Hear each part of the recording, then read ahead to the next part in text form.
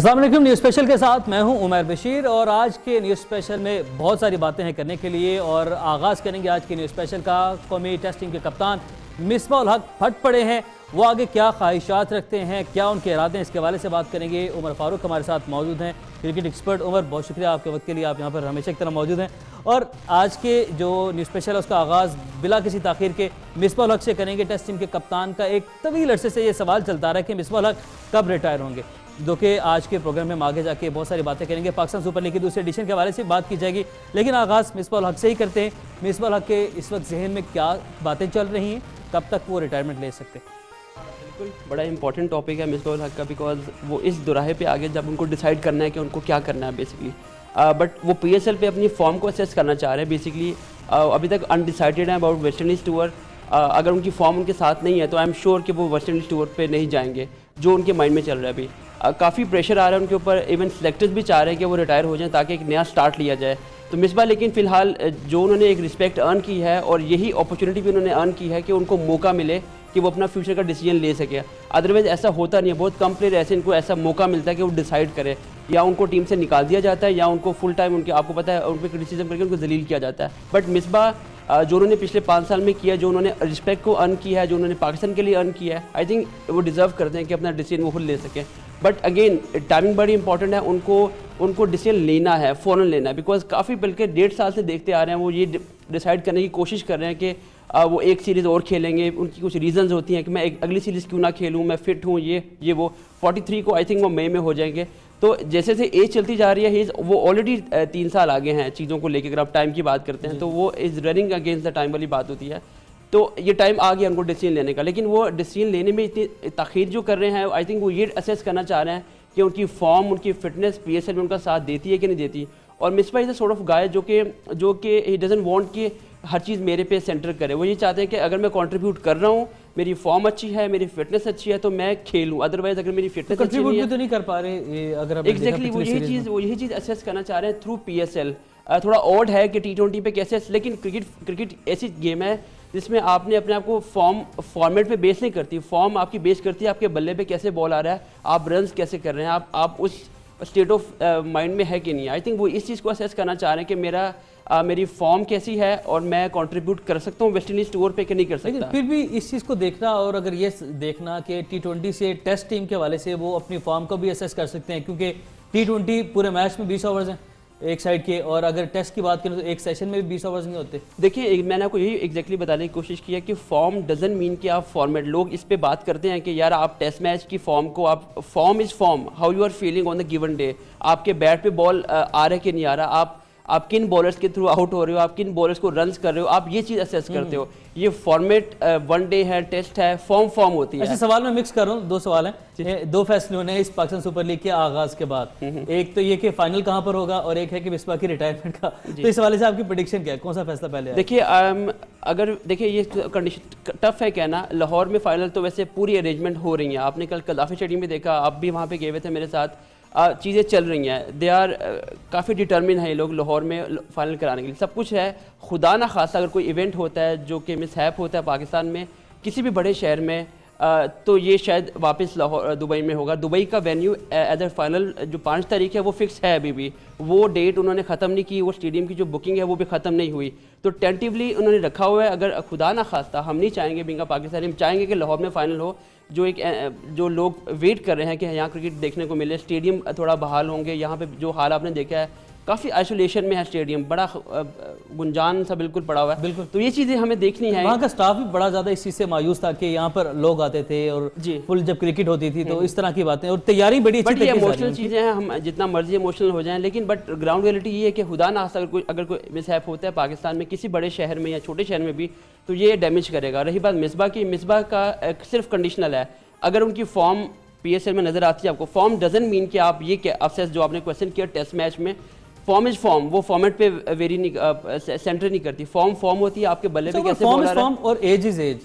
तो एज के वाले से भी देखें क्योंकि अब आपको नहीं लगता कि अब उम्र हो चुकी है मिसबा की, अब वो आगे चल सकते हैं? अगर आप मुझसे मेरा पर्सनल व्यू पूछे तो एग्जैक्टली मैं ये समझता था कि मिसबा को इंग्लैंड जो टूर था पिछला उस पर चले जाना चाहिए था, बट मिसबा की अपनी रीजंस है। मिसबा का ये कहना है कि मैंने चैलेंज एक्सेप्ट किया, मुश्किल वक्त में नहीं छोड़ना चाहता नौजवानों के लिए, बट अगेन ये वो अपना सोच रहे हैं, वो अपना सोच रहे हैं, वो एक जगह तो उन्होंने ऑक्यूपाई की है। अगर आप बिट बाय बिट अगर देखें उनके फैसलों को, जो वो करना चाह रहे हैं, वो उनके मुताबिक वो बिल्कुल ठीक कर रहे हैं, हम उनको रिस्पेक्ट देते हैं जो वो सोच रहे हैं। वो यही कहना चाह रहे हैं कि मुश्किल टूर था न्यूजीलैंड का, मैंने वो चैलेंज एक्सेप्ट किया, मैंने भागा नहीं, और यही मैंने प्रेसिडेंट सेट करना था यंगस्टर के लिए ताकि वो भागे ना। Because Australia tour, New Zealand tour वो टूर है जहाँ पे लोग अनफिट हो जाते हैं, खुद वो सोचते हैं जी हम नहीं खेलेंगे, या प्रॉब्लम आ जाती है, कुछ ना कुछ लोग डरते हैं क्योंकि वो बड़े मुश्किल टूर होते हैं। बट मिसबा का ये एक अच्छा है, गुड ऑन हिम कि उन्होंने इस चीज़ को एक्सेप्ट किया। बट अगेन एक दूसरा पहलू ये भी है कि उनको चले जाना चाहिए था अच्छे टाइम में, और ये पीक हम नहीं चाहते कि मिसबा को हम बुरे लफ्ज़ों में याद रखें। हम चाहते हैं कि जो मोस्ट रिसेंट फॉर्म थी, उनकी मोस्ट रिसेंट अचीवमेंट थी,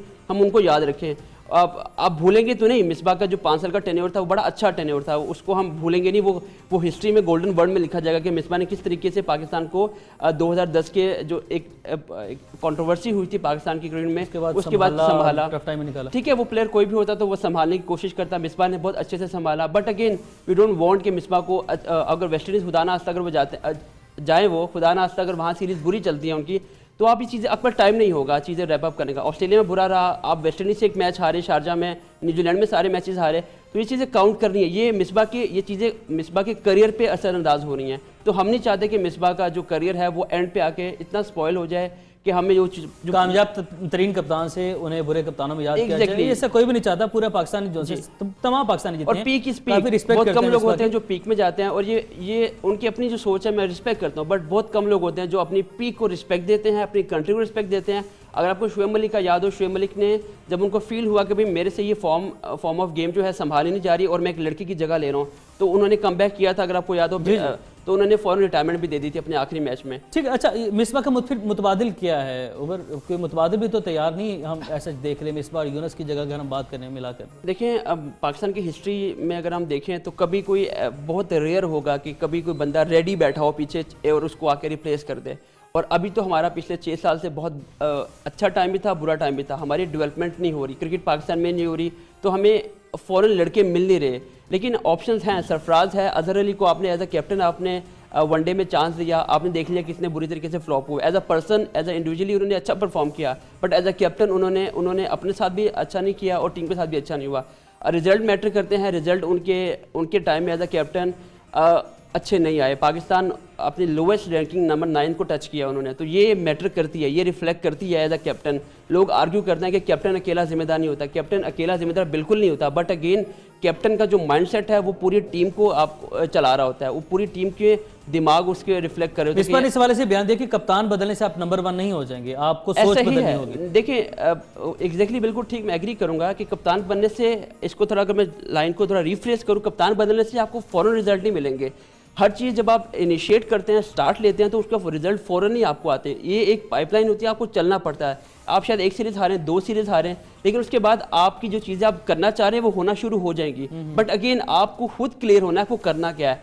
आपने 4 साल के बाद वर्ल्ड कप आता है, 14 साल वर्ल्ड कप आता है, तो आपने वो 2 साल, उस 4 में से 2 साल ज़ाया कर दिए बेसिकली। तो ये चीज़ नहीं, आपने स्टार्ट लिया बट अगेन आप उस एंड पे आए जहाँ पे आपको दोबारा स्टार्ट लेना है। तो ये यहाँ पे आके एक डिसीजन बैकफायर किया है। मैं खुद अजहर के हक में था कि अजहर अच्छा कप्तान होगा, लेकिन अजहर ने अपने आप को इवॉल्व नहीं किया। एज अ प्लेयर उन्होंने इवॉल्व किया, उनका स्ट्राइक रेट 67 से 70 एंड तक बल्कि 80 को टच करने आया, लेकिन बट अगेन उन्होंने एज अ कैप्टन टीम को क्या दिया, एज अ कैप्टन रिजल्ट क्या है, ये मैटर करता है। पर अब ये सवालात जो से ये बातें अब सामने आ चुकी हैं कि सरफराज अहमद बेहतरीन कप्तान होंगे, और सरफराज अहमद की हिमायत में शाहिद खान आफरीदी भी बोल पड़े हैं कि सरफराज अहमद को तीनों फॉर्मेट का कप्तान होना चाहिए।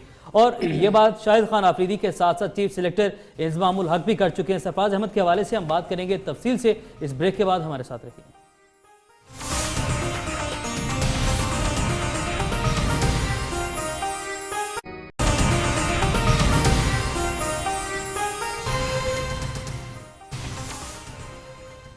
ब्रेक के बाद खुशामदीद कहेंगे। ब्रेक से पहले बात कर रहे थे कि अब हमारा मुस्तकबिल का कप्तान कौन होगा। सरफराज अहमद की हमायत में सभी तकरीबन जो लोग हैं वो मैदान में आ चुके हैं। चीफ सिलेक्टर शाहिद खान आफरीदी ने भी कह दिया है कि सरफराज अहमद ही बेहतरीन ऑप्शन मौजूद है जो तीनों फॉर्मेट के कप्तान हो सकते हैं। उमर, आपकी जाने बढ़ेंगे और आपसे बात करेंगे कि क्या सरफराज अहमद तीनों फॉर्मेट के कप्तान हो सकते हैं? बिल्कुल हो सकते हैं, कोई इसमें डाउट नहीं है। और सरफराज का जो ट्रैक रिकॉर्ड है, जो मैं अक्सर लोगों से आर्ग्यू भी करता हूँ कि लोग कहते हैं कि गैम्बल होगा सरफराज के लिए कप्तान बनना, बट मैं आर्ग्यू ये करता हूँ कि गैम्बल क्यों होगा। उसकी रीज़न ये है कि सरफराज का जो ट्रैक रिकॉर्ड है एज अ कैप्टन, आप अंडर 19 से उठाएं, आपको याद है अंडर 19 वर्ल्ड कप के फातह कप्तान रह चुके हैं ये। उसके बाद कराची में जो टूर्नामेंट होते हैं डोमेस्टिक लेवल के जो होते हैं, उसमें सरफराज ने काफ़ी ज़्यादा मैसेज जिताए उनकी टीमों को। फिर PSL में आपने देखे कितना उन्होंने जो कप्तानी किया। तो सरफराज का जो ट्रैक रिकॉर्ड है एज अ कैप्टन वो बड़ा अच्छा है, वो कोई इतना उसमें आप क्वेश्चन मार्क रेज नहीं कर सकते। अंडर 19 से ये रिकॉर्ड चलता आ रहा है और कोई ऐसा कोई इशू नहीं है जिस पे आप ये कहें कि सरफराज ने, हाँ उस पर वर्कलोड कितना पड़ता है, बिकॉज कीपर के लिए विकेट कीपर के लिए कप्तान बनना थोड़ा मुश्किल होता है। बहुत कम विकेट कीपर होते हैं, धोनी जैसे, जो प्रेशर को ऑब्जर्व करते हैं, चीज़ों को ड्रेसिंग रूम में भी चलाना है, अपनी बैटिंग पे भी तवज्जो देनी है, और कीपिंग जो उनका एक वीक लिंक है सरफराज का, जिसमें वो अच्छा नहीं कर पा रहे काफ़ी अरसे से। ऑन एवरेज 2 कैचेज ड्रॉप कर रहे हैं, 2 चांसेस ड्रॉप कर रहे हैं हर मैच में, पर मैच टेस्ट मैचेस की बात करें तो सरफराज पे प्रेशर होगा। ये एक गैम्बल उनके करियर के लिए होगा कि एज अ करियर उनका हमारे यहाँ पे 2 घंटे में लोग अगर हम बात करें तो बल्कि 2 मैचेस के बाद आप बातें करना शुरू कर देते हैं, जी इसको हटाओ, ये क्या कर रहा है, वो क्या कर रहा है। तो लोगों में भी पेशेंस नहीं है, लोगों को भी उनकी सोच में, जैसे मिसबा ने भी ये बात बार बार ये बोली है कि लोगों को कंसिस्टेंट होना पड़ेगा। उनकी सोच जो है 2 मैचेस के बाद, 3 मैचेस के बाद वो बिल्कुल ही हार मान लेते हैं कि यार बस ख़त्म होगी। देखिए, जब आप डेवलप करते हैं अपनी टीम को, रिबिल्डिंग प्रोसेस होता है, उसमें आपको चीज़ें एक्सेप्ट करनी पड़ती हैं। आप 1 सीरीज़ हारोगे, 2 सीरीज़ हारोगे, बट अगेन एक ट्रैक पे जब आप आओगे तो आप जीतना शुरू कर दोगे। और यही ऑस्ट्रेलिया करती रही, ऑस्ट्रेलिया भी हारती रही है, इंग्लैंड भी हारती रही है एक अरसे तक, इंडिया भी हारती रही है। अगर आप उसका देखें, जब चीज़ें डेवलप हो रही होती तो उसमें हार होती है। जब हमारा ये टाइम ज़्यादा हो गया थोड़ा सा, देखिए वो इससे ज़्यादा हो गया। आई थिंक उसकी रीज़न में भी यही है कि कप्तान में हमेशा एक डाउट था कि यार ये कप्तान हमें ये बंदा राइट बंदा है कि नहीं है। लड़कों का ट्रस्ट नहीं था उसके ऊपर, शायद टीम मैनेजमेंट जो थी वो भी बीच में चेंज हुई। तो ये चीज़ें हैं, हर चीज़ की सिलेक्शन भी प्रॉब्लम रही है। जब तक चीज़ें कंसिस्टेंट नहीं होगी, लोगों की सोच कंसिस्टेंट नहीं होगी, सिलेक्शन टीम की कंसिस्टेंट नहीं होगी, आपकी टीम मैनेजमेंट कंसिस्टेंट नहीं होगी, काफ़ी ज़्यादा आइडियाज़ अप्लाई किए गए। अगर आपको याद हो 2015 के बाद एकदम से चीज़ें इम्पोज की गई, ये कर लो, वो कर लो, ऐसे कर लो, वैसे कर लो, तो ये रिफ्लेक्ट करती है आपकी टीम पे जो चीज़ें फ्लॉप होती हैं। अजहर एज अ प्लेयर में भी थोड़ा सा इवॉल्व किया उन्होंने, लेकिन एज अ कैप्टन उन्होंने इवॉल्व नहीं किया। तो सरफराज, यानी कि आप कहते हैं कि सरफराज को होना चाहिए और सरफराज हो भी सकते हैं, लेकिन इस सब के बदले में थोड़ा सा गैम्बल भी हो सकता है। ये देखिए, उनके अपने करियर के लिए होगा। मैंने आपको बताया कि प्रेशर, एक कीपर के लिए एक प्रेशर होता है, एक्स्ट्रा प्रेशर होता है उनके ऊपर कि उनको कीपिंग भी करनी है, उनको उन कीपिंग का जो इशू चल रहा है उनका वो भी उन्होंने रिजॉल्व करना है। एज अ बैट्समैन भी उन्होंने रन करना है। एज अ कीपर कैप्टनसी करना ज़्यादा आसान भी नहीं हो जाता? नहीं, मुश्किल होता है, आप पे एडेड प्रेशर होता है आप पे as a batsman. Dhoni, Kumar Sangakkara, इस तरह मतलब हम काफ़ी एग्जांपल्स हमने देखे हैं। एग्जांपल हैं, बट कुमार संगकारा आप उनको कैप्टन के तौर पे याद नहीं रखते, धोनी को आप याद रखते हैं, लेकिन धोनी एक्सेप्शन था। धोनी की कीपिंग पे भी क्वेश्चन रेज हुए थे एक अरसे तक, बट अगेन ही वो रेयर होता है, बहुत कम ऐसे होते हैं कि जो कीपर कप्तान बनते हैं। बट अगेन जब बनते हैं तो उन पर प्रेशर बहुत ज़्यादा होता है। धोनी की मिसाल आप पाकिस्तान में भी रह चुके हैं कीपर कप्तान। बिल्कुल, मैं राशिद लतीफ़ से बात कर रहा था कि उनका एज अ करियर जब कीपिंग में, तो उन्होंने ये बोला था कि मैं एंजॉय नहीं करता था कीपिंग को। जब मैं कप्तान होता था तो मैं कीपिंग एंजॉय नहीं, जो मैं एज अ प्लेयर एंजॉय करता था। उसकी रीज़न है कि मेरे प्रेशर ज़्यादा होता है, मीडिया हैंडलिंग, फिर ड्रेसिंग रूम में चीज़ें प्लान करना, आप ग्राउंड में जाके चीज़ें एग्जीक्यूट करना, तो आपके माइंड में चीज़ें ज़्यादा होती हैं, तो कोलैप्स होने का डर ज़्यादा होता है। तो ये अगर कोई फील्डर भी कोई कैच ड्रॉप करता है तो वो प्रेशर भी कीपर के ऊपर आएगा। जी एग्जैक्टली, आप चीज़ों को एग्जीक्यूट करें तो डाइवर्ट हो जाती है, आप डाइवर्ट होती है। अच्छा, फिर ये क्या, बट यहाँ पर ये सवाल बनता है, तो क्या वजह है कि हम अभी तक कोई और ऑप्शन ही क्रिएट नहीं कर पाए कि कोई और खिलाड़ी कप्तान भी हो सकता है? अभी देखिए, सरफराज अहमद को हम कप्तान बनाते हैं, आप बात कर रहे हैं कि कीपिंग के उनके मसाइल आ रहे हैं, इश्यूज आ रहे हैं। सरफराज के बाद हमारे पास इस टाइम हमें दूर दूर तक कोई ऑप्शन दिखाई नहीं दे रही। हमें क्यों ऑप्शन ढूंढनी है? हम 2 साल पहले आइडेंटिफाई कर चुके थे सरफराज को कि ये वाइस कैप्टन है टेस्ट मैच में, वाइस कप्तान अजहर टेस्ट में है, वनडे में जो है वो अजहर के जो वाइस कप्तान थे वो ये थे, और T20 में ये कप्तान। मैं यही से सवाल को आगे से चेंज करता हूँ कि ये हम 2 साल पहले कर चुके थे, इसको आइडेंटिफाई कर चुके थे। अब सरफराज का वाइस कैप्टन कौन होगा? मुस्तकिल कैप्टन हम किसको सोच सकते हैं? देखिए, ये बड़ा मुश्किल है। हमारे पास यही एग्जैक्टली आज की यही डिस्कशन चल रही है बोर्ड के अंदर कि हमें कैप्टन तो हमने आइडेंटिफाई कर लिया, हमें वाइस कप्तान किसको देखना है। क्योंकि हमारे 15 लड़कों में से 11 लड़कों की ऑटोमेटिक सिलेक्शन नहीं है। कोई लड़का ऐसा नहीं जो परफॉर्मिंग मेंबर भी है और जो ऑटोमेटिक सिलेक्शन भी है। सरफराज या एक आधा और लड़का जो ऑटोमेटिक सिलेक्शन होगा, अदरवाइज कोई लड़का ऐसा नहीं जो ऑटोमेटिक सिलेक्शन बनता है टीम में, उसकी जगह टीम में नहीं बनती। तो हम तो वाइस कप्तान के लिए 2-3 नाम, इमाद का नाम आ रहा था, but I am not sure कि वो नाम क्यों लिया गया, लेकिन नाम फिलहाल कोई ऐसे जहन में नहीं आता है जिस पे आप ये कहेंगे ये कप्तान बन सकता है फ्यूचर के लिए। वैसे नाम तो आप 2-3 ले आए, शुएब मलिक को ले आए एज अ कप्तान बना के, फिर सरफराज को पीछे रखे, बट अगेन ये सोल्यूशन नहीं है। तो अब फिर वही बात आ जाती है कि ये इसका ये तो यानी कि हम अभी तक कोई फ्यूचर जो कप्तान है हम तैयार नहीं कर पा रहे, और इसका जो जिम्मेदार है वो कौन होगा? हमारी प्लानिंग कमज़ोर है, हमारे पास अच्छे प्लेयर्स की कमी है, वजह क्या है इस? देखिए इसकी वजह बेसिकली बोर्ड है। बोर्ड जिस तरीके से चल रहा है, जिस तरीके से इनकन्सिस्टेंट तरीके से चलता है, तो वो उनका फोकस नहीं होता, डे टू डे चीज़ों पे चल रहा होता है, लॉन्ग टर्म प्लानिंग नहीं होती, शॉर्ट टर्म प्लानिंग पे चलते हैं लोग। तो ये चीज़ें वहाँ पे होती है जहाँ पे आपने लॉन्ग टर्म गोल सेट किए हो। आप शॉर्ट टर्म गोल्स तो बनाते हो, लेकिन हमें लॉन्ग टर्म गोल्स को भी आपने नज़र रखना होता है कि हमें 1 साल के बाद हम कहाँ देखते हैं, 2 साल के बाद हम कहाँ अपने आप को देखते हैं। अगर समहाउ अगर मिसबाह चला जाता है तो उसके बाद क्या होगा, अजहर चला जाता है उसके बाद क्या होगा, सरफराज अनफिट होता है तो क्या होगा? तो ये चीज़ें प्लान नहीं करते। ये एक बहुत बड़ा सवाल है, क्योंकि देखिए अब मिसबाह ने जाना है, अजहर अली भी जा रहे हैं, ठीक है, और अगर उसके बाद सरफराज के साथ कोई फिटनेस मसाइल आ जाते हैं, सो फील्ड में आपको पता है कुछ भी हो सकता है, तो कौन है ऐसा खिलाड़ी जो टीम को लीड कर लेगा? जिस तरह अब देखिए हफीज़ की उम्र भी पूरी हो चुकी है और शुएब मलिक भी तकरीबन अपने करियर के एंड पर हैं, देखते हैं कब तक अपनी फिटनेस की बुनियाद पर वो खेल सकते हैं क्रिकेट। तो मतलब हमारे पास कोई भी नौजवान खिलाड़ी नहीं है इस टाइम, ऑटोमेटिक सिलेक्शन नहीं है। आप अगर शुएब मलिक टीम में खेलोगे तो शुएब मलिक को आप कप्तान बना देंगे, जैसे हफीज़ खेला था हफीज़ को बना दिया। तो ये चीज़ें चलती रहेंगी, बिकॉज हमने लॉन्ग टर्म प्लानिंग नहीं की, तो हम इमीडिएटली आइडेंटिफाई नहीं कर सकते कि कौन कप्तान सरफराज का वाइस कप्तान होगा। आप गेस कर सकते हैं, इमाद का नाम लिया जा रहा है, आपको डेवलप करना है, आपको आप लड़के को आइडेंटिफाई कर लें, उसको डेवलप करें। ये चीज़ें अभी तक नहीं हो पा रही, अभी हम इसी कश्मकश में फंसे हुए हैं कि कप्तान कौन होगा। अभी हम इसी कश्मकश में हैं कि कप्तान कौन होगा। और देख फिलहाल तो सरफराज अहमद जो है वो एक ऑप्शन मौजूद है, सरफराज अहमद ही यही कहा जा रहा है कि तीनों फॉर्मेट्स की कप्तानी करेंगे। अब हम बात करेंगे, एक बड़ों की बैठक होने जा रही है जिसका चेयरमैन पीसीबी ने कहा है कि अब इन मसाइल का हल यही निकालना है कि हम सबको मिलकर बैठना होगा, जितने भी साबिक प्लेयर्स हैं उन सबको भी दावत दी गई। इस हवाले से बात करेंगे कौन कौन इसकी हमायत में रहा, कौन कौन इसकी मुखालफत में आया और इससे क्या फ़ायदे और क्या नुकसान हो सकते हैं। लेकिन इस ब्रेक के बाद हमारे साथ रहिए।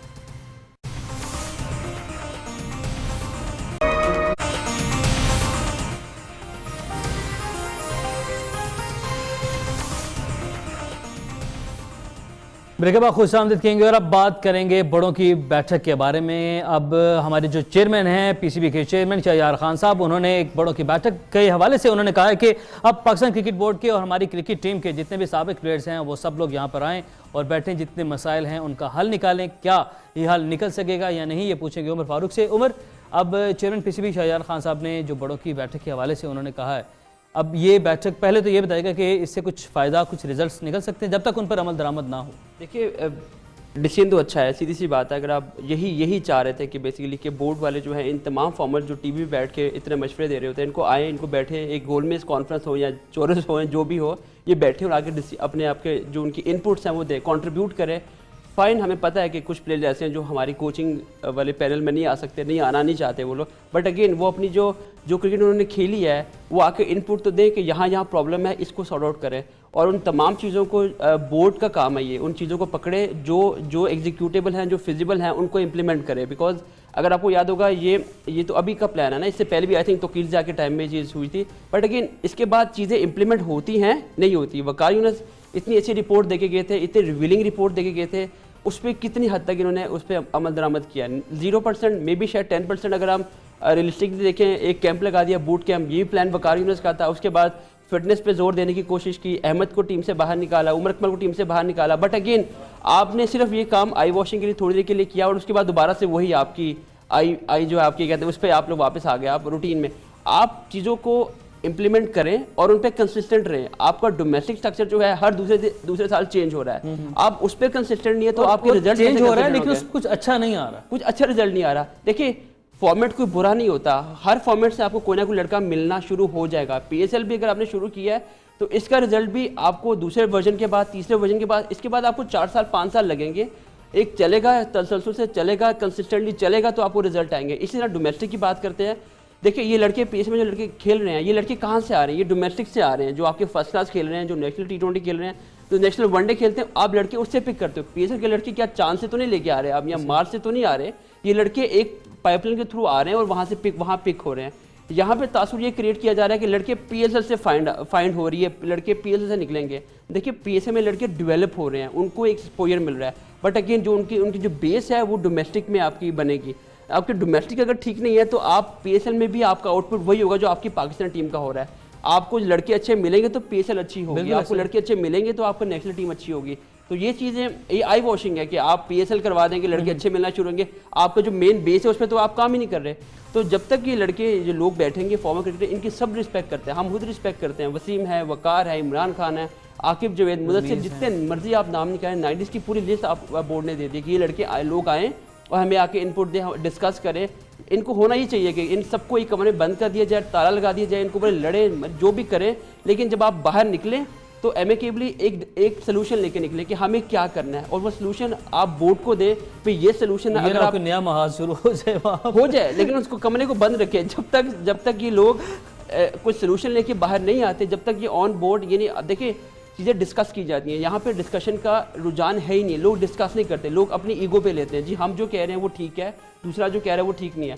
आपको सुनना पड़ता है, अगर आपको कोई चीज़ बेहतर करनी है तो पहले आप लोगों को सुने, डिस्कस करें, आइडियाज़ को डिस्कस करें। यहाँ पे प्रॉब्लम ये है कि यहाँ पे एक चीज़ें इंप्लीमेंट कर दी जाती है बगैर डिस्कशन के, और जब डिस्कशन नहीं होगी तो आपको पता ही लगेगा यार ये चीज़ें, इनमें फ्लॉज क्या थे, इनमें इनके प्रो और कॉन्स क्या थे, ये चीज़ें डिस्कस नहीं होती। ये एक अच्छा स्टेप है, बट टाइम देखें आपने उन्होंने क्या चूज़ किया है। PSL जब ख़त्म होगी 24-25 दिन बाद, तब लोग एग्जॉस्ट होंगे, अपने अपने कामों से निकल के एक ब्रेक चाह रहे होंगे। इन्होंने उनको बुला लीजिए, आप आ जाए यहाँ पे, और यहाँ पे आके मिलके अगले दिन आके आप मीटिंग अटेंड करें। अभी टाइमिंग कितनी खराब है, टाइमिंग गलत है। ये एक टाइमिंग देखें ना, टाइमिंग कितनी फैसला ठीक और टाइमिंग गलत। ये PSL से पहले ये चीज़ें आप करते हैं, ताकि ये चीज़ें आप PSL के थ्रू इम्प्लीमेंट करते हैं।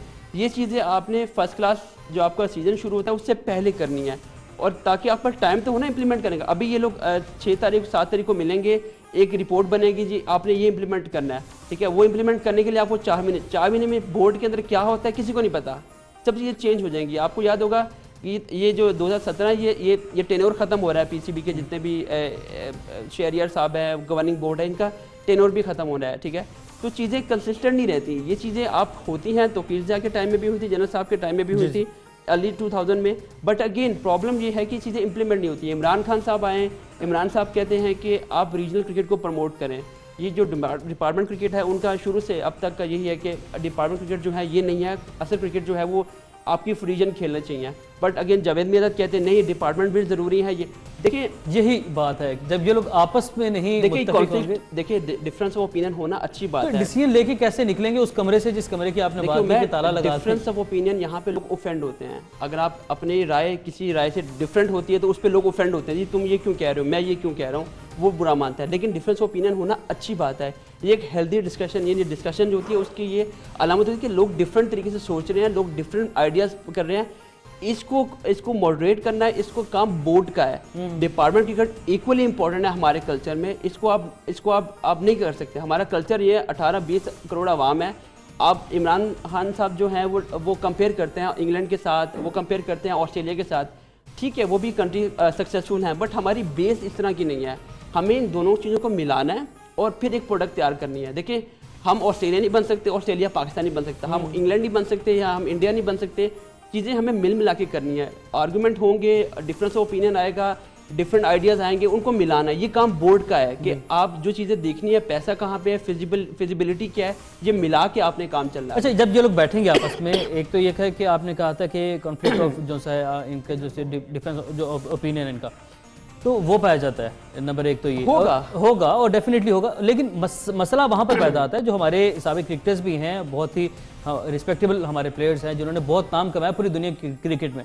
लेकिन ये बात नोट की उमर, कहीं ना कहीं आप इस बात से एग्री करेंगे, अपनी बात से हट के दूसरे की बात को तस्लीम करने का अभी तक हमारे अंदर वो रवाज नहीं बना। दिल बड़ा नहीं, बिल्कुल कितना दिल बड़ा नहीं है, और वो ज़र्फ अभी तक हम पैदा नहीं कर सके। कौमी प्रॉब्लम है बॉस, ये हमारी कौमी प्रॉब्लम है। हम यहाँ पे डिस्कस नहीं करते चीज़ों को, डिस्कस करें, डिफरेंस ऑफ ओपिनियन आए, आप दूसरे की बात को अगर आप कॉन्फ्लिक्ट करो तो लोग बुरा मान जाते हैं। वो दूसरे का ओपिनियन सुनने, जब आप दूसरे की नहीं बात सुनेंगे तो आप चीज़ें कैसे आगे चलेंगी, बेहतर कैसे? आप अकेले नहीं दुनिया में, ये पाकिस्तान में रह रहे, आप बाकी दुनिया में बाकी भी स्टेक होल्डर हैं, सबकी बात सुननी पड़ती है। सुन के उनको मिला के इंटीग्रेट करके एक बेहतर प्रोडक्ट बनाया जाता है। बिकॉज आप वसीम की भी सुने, आप सबकी सुने, आप सबके पास वैल्यूबल इनपुट देने के लिए। वसीम भाई अगर बात करते हैं, वकार भाई बात करते हैं, सकलैन बात करता है, इनकी जो इनके ओपिनियन है ये वैल्यूबल हैं, इनको मिलाएं, इनको इसका इनपुट निकालें, इनका सोल्यूशन निकालें। इनका ये काम बोर्ड का होगा, इन सबकी सुने और उनको इम्प्लीमेंट करें, कोई भी नाराज़ ना हो। नाराज़ शायद एक हो, दो हो, बट अगेन अब कोलेटरल डैमेज जब आप बात करते हैं तो आपको जब आपने बेहतर करना है, जब आप बेहतर करेंगे, जब रिजल्ट लगे तो ये लोग जो अगेंस्ट होंगे वो साथ में आ जाएंगे। चलिए हम यही दुआ करते हैं कि जो फैसला इन्होंने किया है ये हमारे क्रिकेट की बेहतरी के लिए एक अच्छा फैसला है, वो साबित हो। और साथ ही उमर, ये इस जो सेगमेंट से आखिरी सवाल मैं आपसे ये करना चाहूँगा कि जब ये सब लोग आएंगे बैठेंगे तो इसमें साबिक क्रिकेटर्स भी हैं और कुछ बोर्ड के ऐसे लोग भी हैं जिनके ऊपर शदीद तनकीद की जाती है मुख्तलिफ चैनल्स पर बैठ के इन्हीं साबिक क्रिकेटर्स की जानिब से, जो कि उनके साथ बैठना भी पसंद नहीं करते, जिनका ये कहना है कि ये सिफारिशी भर्तियाँ हैं और पाकिस्तान क्रिकेट के हवाले से काफ़ी ज़्यादा नुकसान इन लोगों ने पहुँचाया। तो उस सूरत हाल में क्या? देखिए ये अगेन ये भी एक सोल्यूशन दे दिए। आप इमरान साहब की बात करें, इमरान खान साहब काफ़ी लीजेंडरी नाम है उनका, we have very few legends. अगर हम बात करें तो वो एक one of the main top, even Misbah भी एक्नॉलेज करते हैं, ऑल्दो उनकी विकेट ज़्यादा है लेकिन वो इमरान को भी एक्नॉलेज करते हैं। देखिए उनका ये भी एक सोल्यूशन है, उनकी जो बात कहना ये भी एक सोल्यूशन है कि बोर्ड को डीपोलिटिसाइज करें, बोर्ड को डीपोलिटिसाइज करें, जो लोग क्रिकेट के लिए अच्छे नहीं है उनको साइड पे कर दें, साइड पे। दिस इज वो उनकी अभी गोलमेज कॉन्फ्रेंस अभी होनी है, बट उन्होंने पहले एक सोल्यूशन दे दिया है। ये इस सोल्यूशन को इम्प्लीमेंट करें, ठीक है, और जो लोग सही नहीं है क्रिकेट के लिए उनको साइड पे कर दें। साइड पे कौन होगा उमर, ये तो आप भी जानते हैं।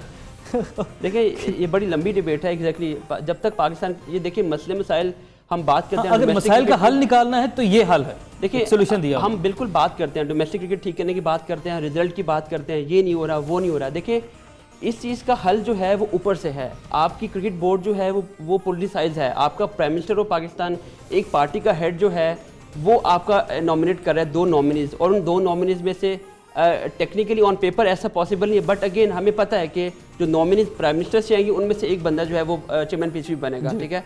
तो जब तक ये कल्चर चेंज नहीं होगा, जब तक हम डेमोक्रेटिक की बात करते हैं, जो 4 लोग रीजन के हैं, 4 डिपार्टमेंट के लोग हैं, ये डेमोक्रेटिक तरीके से आते हैं, अपने इलेक्ट होते हैं, रोटेशन पे आते हैं लोग, ये डिज़र्व करते हैं चेयरमैन बनना, ना कि जो डायरेक्ट नॉमिनीज़ हैं वो। ठीक है, हमें पता है कि ये एक देखिए पॉलिटिकल पोजीशन है चेयरमैन पीसीबी। आप इसको जब तक डीपोलिटिसाइज नहीं करेंगे चीज़ें बेहतर नहीं होंगी। हम नीचे तक जितना डोमेस्टिक की बात कर लें, हम नेशनल टीम की बात कर लें, हम पीएसएल की बात कर लें, जब तक ये चीज़ें ऊपर से सही नहीं होंगी, आपका नीचे तक ग्राउंड लेवल तक आपका इसका असर नहीं होगा। तो ये one of the main solution Imran साहब ने बगैर उसमें आए पहले सोल्यूशन दे दिया है। ये उम्मीद करते हैं कि ये जो सोल्यूशन दिए गए इनके ऊपर काम भी किया जाए और जो तब्दीलियां की जानी है बोर्ड में वो पाकिस्तान क्रिकेट टीम के लिए जो बेहतर है उनके ऊपर इम्प्लीमेंट भी किया जाए। प्रोग्राम के आखिर में बात करेंगे पाकिस्तान सुपर लीग के दूसरे एडिशन की। मैं बहुत ज़्यादा एक्साइटेड हूँ उमर, आपकी एक्साइटमेंट भी होगी डेफिनेटली। और पाकिस्तान सुपर लीग एक अच्छा जो है टूर्नामेंट शुरू हो चुका है और यहाँ से अच्छे लड़के भी हमने देखा कि पहले सीजन में, जो कि बहुत कुछ पहला तजुर्बा था, पहली लीग करवाई गई और बड़े तवील अरसे से इसके लिए कोशिश की जा रही थी और मुख्तलिफ चेयरमैन भी इस दौरान तब्दील हो चुके हैं, सारी हिस्ट्री वो आप जानते होंगे बेहतर तरीके से। लेकिन क्या पाकिस्तान सुपर लीग के पहली लीग में से हमने 1-2 लड़के निकाले, जिसमें मोहम्मद नवाज का नाम, हसन अली का नाम मैं लूँगा जो कि टीम में मौजूद हैं, शर्जील खान ने कमबैक किया। जो सेकंड एडिशन है इससे क्या आपकी उम्मीदें हैं, तवक्कुआत? देखिए मैं पहले भी ये बात कर चुका हूँ कि मे बी आपको सेकंड, थर्ड, फोर्थ तक आपको कोई इसका रिजल्ट ना निकले।